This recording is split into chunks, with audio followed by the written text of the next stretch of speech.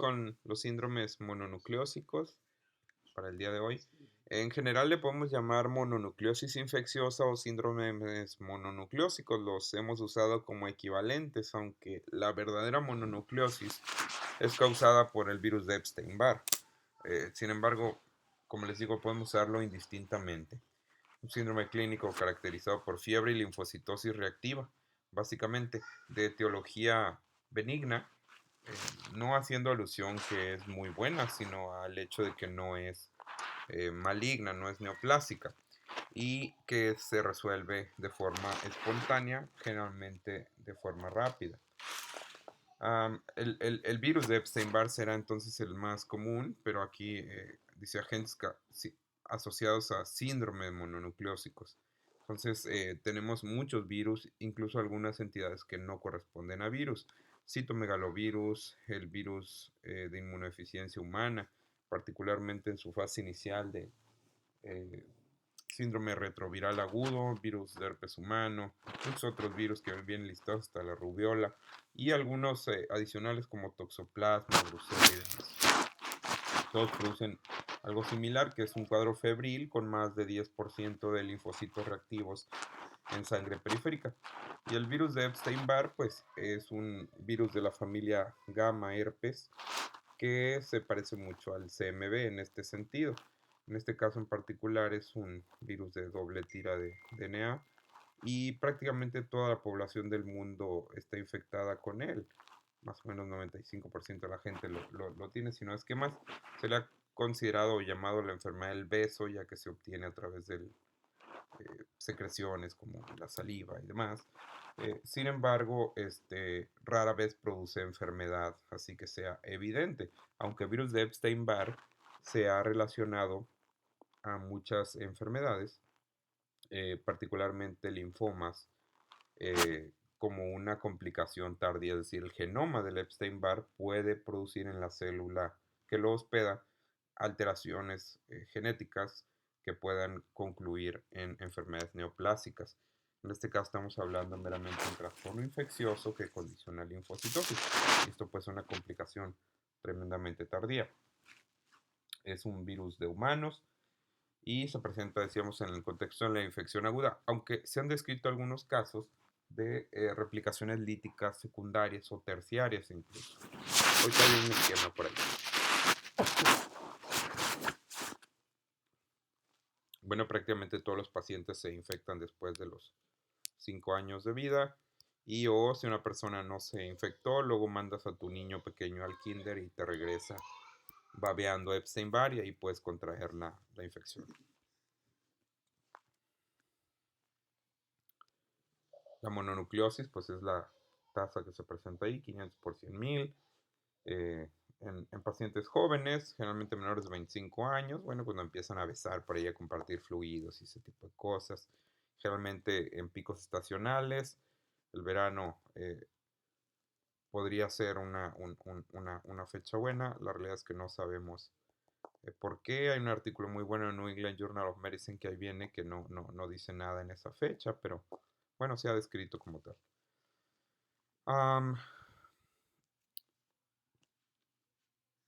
Etcétera. Bien, el hospedero es la célula B y es la célula que lo va a mantener de por vida. Esto es muy importante.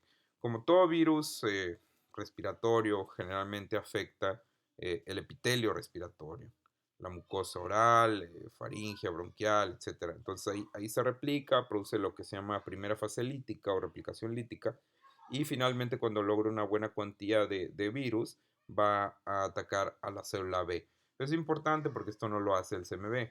Produce una clona, una expansión de linfocitos B que posteriormente condiciona una clona de linfocitos T, que es justamente la que vemos. Cuando esta fase lítica termina, el linfocito va al centro germinal, se duerme en forma de célula de memoria y ya la infección pasó y el virus queda como residente del cuerpo humano en estas mismas células de forma permanente. Igual como lo hacen todos los demás virus de la familia herpes. No es nada propio de este virus. Por eso es que los herpes renacen cada tanto tiempo cuando hay oportunidad. Entonces, después de esta afección de la célula B, se reproduce una clona de linfocitos T, que es justamente los que vemos en sangre periférica. Es aquí que los linfocitos CD8 ya representan 50 o más por ciento del total.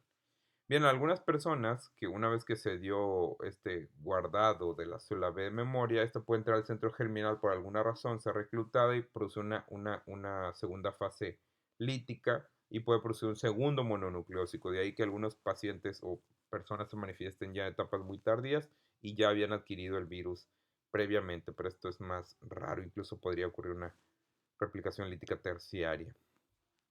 La triada clásica de fiebre, faringitis y adenopatías, aunque es bastante inespecífico, pues lo que usamos para diagnosticarla. Estas son las manifestaciones tempranas y resultan tanto de la proliferación de linfocitos B como de la proliferación de linfocitos T. Por ejemplo, la faringitis y el crecimiento amigdalino son síntomas atribuibles al linfocito B. Por eso es mucho más notoria en el curso de virus de Epstein-Barr, contrario con todos los demás síndromes mononucleósicos donde es menos frecuente tener faringitis. Eso creo que viene más tarde. La sobreinfección por bacterias podría condicionar un cuadro más aparatoso, pero esto es lo que es propio del propio virus. Bueno, aquí está lo que les mencionaba, fiebre, faringitis, adenomegalias, aunque la fiebre, la lasitud son síntomas más o menos inespecíficos que no indican esta enfermedad en sí, son los primeros que ocurren. Y faringitis, amígdala son B, todos los demás representan síntomas T, entonces estos son comunes a las otras entidades. Sobreinfecciones pues cambian el cuadro clínico. Rash es un dato importante, sobre todo porque el rash se presenta, puede ser solo o puede ser secundario a uso de penicilinas. De ahí que muchas personas que manifiestan o se dicen alérgicos a penicilina reciben penicilina en edad adulta y no son realmente alérgicos. Esto es porque confundieron un rash que se presentó cuando tenían mononucleosis y finalmente fue confundido con alergia. No quiero decir por esto que no hay pacientes verdaderamente alérgicos a la penicilina. Tampoco les digo que los vayan a probar, pero por ahí debe haber algunos supuestamente alérgicos a la penicilina que no lo son. Bueno, posteriormente los síntomas, una cosa que es importante es que inician de forma súbita y terminan de forma súbita y muy dramática, como dice allí. Niños pequeños pueden desarrollar la enfermedad distinta y los adultos mayores a la edad que describimos como el pico medio pueden presentar una enfermedad diferente, más bien confundible con otras entidades, es decir, el diferencial se puede aumentar. Aquí están, pues principalmente la triada es lo que define la enfermedad de virus de Epstein-Barr, pero aquí dice en menores de 35 años, de los 15 a los 35 años. En otras edades, tomen la columna ahí de en medio, aunque es el mismo virus de Epstein-Barr, da fiebre, pero menos de la mitad de los pacientes tienen faringitis y linfadenopatía, es decir, la triada se nos vino abajo y se parece más esta entidad, Epstein-Barr, a citomegalovirus cuando se escapa de esta edad pico que decíamos. También baja la esplenomegalia, la hepatomegalia puede aumentar y las complicaciones como ictericia u otros hallazgos pueden presentarse. Bueno, hay algunos hallazgos que se pueden ver. La linfocitosis será por mucho el hallazgo más común en el laboratorio. Si los estudiáramos por inmunofenotipo, estos serían CD8, aunque realmente es poco útil en la práctica y es un estudio más o menos costoso como para estarlo haciendo de rutina. Y en el frote de sangre estos se relacionan algo que conocemos como linfocitos reactivos. También los pueden ver descritos como linfocitos atípicos. Luego el nombre atípico causa cierta duda. Si atípico significa malo o significa cáncer, pero no es así. Es el nombre que realmente tienen estas células. Los exudados faringeos no se recomiendan. Si ustedes los hicieran, mostrarían tanto linfocitos como polimorfonucleares. Son poco útiles realmente porque pues es muy probable que salgan contaminados. No quiere decir que tengan necesariamente una sobreinfección bacteriana, sino que la boca es una cavidad de por sí sucia, o bien residentes patógenos y no patógenos, pues puede haber un montón que les contamine la muestra. Fuera de eso no hay muchas alteraciones, aunque bien podrían tener alteraciones de la función hepática, colestasis incluso, hiperbilirrubinemia. Casos muy complejos pueden dar alteraciones a distintos niveles y manifiestan pues por cada uno de los órganos afectados, pero no nada propio de esta entidad. Este es el linfocito de la linfocitosis reactiva. No todos van a ser así, pero deben tener al menos 10% de estos. Son linfocitos que son muy grandes. Comparen con el tamaño que tienen los eritrocitos, por ejemplo. ¿Cuántas veces cabe un eritrocito en este diámetro? Sería un montón. Entonces son linfocitos de tamaño muy grande. Es el dato número 1. Segundo, pueden tener vacuolas, lo cual no es nada raro. La otra es es tan laxo que el eritrocito como que se le mete, como que lo empuja. Y esta cromatina, perdón, este núcleo perdón por eso, este citoplasma se ve como más oscuro que el resto del color porque está medio apretado. O sea, el citoplasma realmente venía por acá y todo este citoplasma se apretó aquí y se ve más oscurito. Estas indentaciones y el color más oscuro son otro de los datos que nos hace definirlo. Finalmente el núcleo, que es muy grande, pierde esa relación núcleo-citoplasma que era muy elevada de los linfocitos, casi todo era núcleo, ahora ya no, la relación es como 50-50, puede tener estos hendiduras, una forma media bizarrona, y la cromatina pues también es distinta. Entonces eso los puede ayudar a identificarlo, es sumamente sencillo, e insisto, no todos son así. Y para corroborar la enfermedad, los anticuerpos nos ayudan mucho. Los anticuerpos heterófilos son anticuerpos que aglutinan eritrocitos de caballo y oveja. Reaccionan con un antígeno que se llama Forceman, que es un antígeno heterófilo que se presenta en muchas especies animales y en muchos tejidos, pero no en el humano. Entonces de esa manera reciben el nombre de heterófilo. Y bueno, los niños pueden tener muchos falsos negativos en los heterófilos, pero pruebas consecutivas pueden darlos ya positivos, ¿no? Están positivos en muchos pacientes, 85-90% de los casos, entonces ayudan mucho al diagnóstico. Los anticuerpos IgM contra la cápside, que se llama BCA, también son de mucha utilidad para identificar la enfermedad aguda, no así los IgG. Y los anticuerpos contra el núcleo, conocidos como EFNA1, estos se presentan en el contexto de la enfermedad crónica y son los más tardíos en aparecer. Empiezan a aparecer por allá el segundo, tercer mes, con pico máximo ahí del 4 y ya se mantienen toda la vida. Si ustedes quisieran determinar el virus, pues la PCR les puede servir. Sin embargo, pues la verdad es que tiene muy poca utilidad clínica. Mira, aquí una curva de los principales anticuerpos. Ven, primero se eleva este rojo, que es el IgM, en contra de la cápside.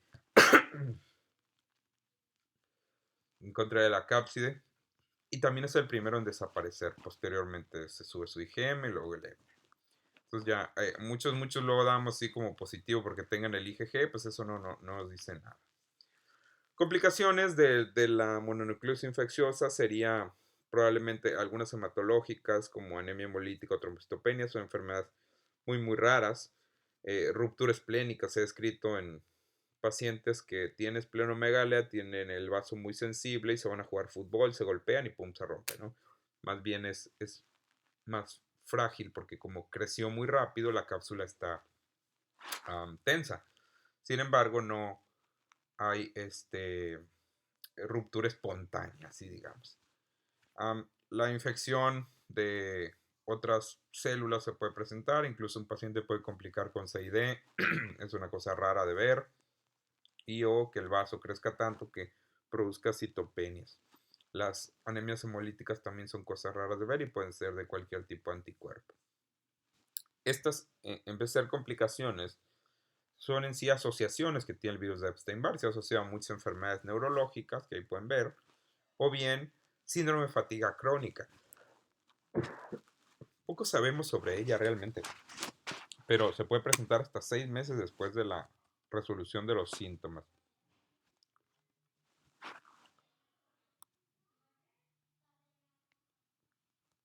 Otras complicaciones que podrían tener son asociaciones a neoplasias, que, bueno, básicamente no hay linfoma Burkitt africano sin el genoma del Epstein-Barr, pero no quiere decir que es una complicación directa de la mononucleosis, ¿no? Sino del virus. Y otras entidades como otros linfomas de Hodgkin y no Hodgkin, enfermedades linfoproliferativas y demás, otros tumores incluso fuera del sistema hematológico. Aquí algunas complicaciones que pueden tener en comparación con Epstein-Barr. Epstein-Barr lo van a sospechar cuando tengan, puede ser bien un paciente de la misma edad, pero sobre todo niños pequeños y adultos de distinta edad del pico máximo de la Epstein-Barr. Eh, Se parecen mucho cuando no se presentan en estos picos y en este caso la célula que se ve infectada es el macrófago. Es importante porque después de dar la fase lítica inicial se queda residente en esta célula y no produce las complicaciones ni los síntomas que inicialmente atribuimos a los síntomas del linfocito B. No le llamamos síntomas B, pero algo así. Fiebre, esplenomegalia, alteración de la función hepática son lo más característico. Pérdida de peso, mialgias, ataque del estado general. También ofrecen el mismo rash y fiebre de origen oculto. Citomegalovirus suele ser más agresivo, puede afectar muchos otros tejidos, mucosa del colon, intestino, en otro sitio, enfermedad hepática pura, enfermedad esplénica pura, neurológicas centrales, etc. Pero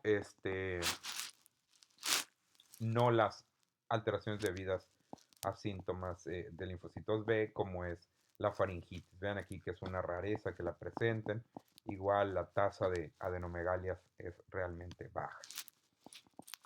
Sí pueden complicar con anemia hemolítica o trombocitopenia, neurológicas como Guillain-Barré, mielitis transversa.